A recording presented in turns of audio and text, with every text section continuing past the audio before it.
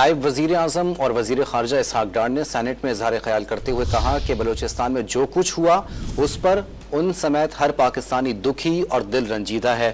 بلوچستان اتنا ہی عزیز ہے جتنے دیگر صوبے۔ اس مسئلے کو خدا کے لیے سیاست کی نظر نہ کریں۔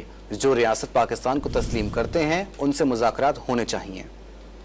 وہ اتنا ہی عزیز ہے ہمیں جتنا کوئی اور صوبے کا حصہ ہے۔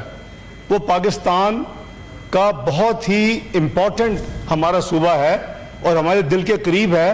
یہاں بیٹھ کے باتیں ہمیں سب کو کرنی چاہیے، لیکن ہمیں کولیکٹیولی کو سوچنا چاہیے کہ وے فارورڈ کیا ہے۔ کم از کم خدا کے لیے اس ایشو کو ہم سیاست کی نظر نہ کریں۔ تو ہمیں سوچنا ہے کہ اس کے محرکات کیا ہیں اور اس کی وجوہات کیا ہیں۔ جو لوگ پاکستان کی ریاست کو تسلیم کرتے ہیں ان سے مذاکرات ہو سکتے ہیں، ہونے چاہیے۔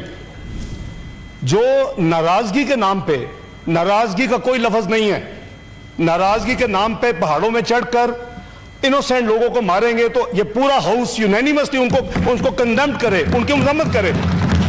وہ دوسرے ایجنسیز کے ہاتھوں میں کھیل رہے ہیں، وہ پاکستان کے دشمنوں کے پیسوں کو استعمال کر رہے ہیں۔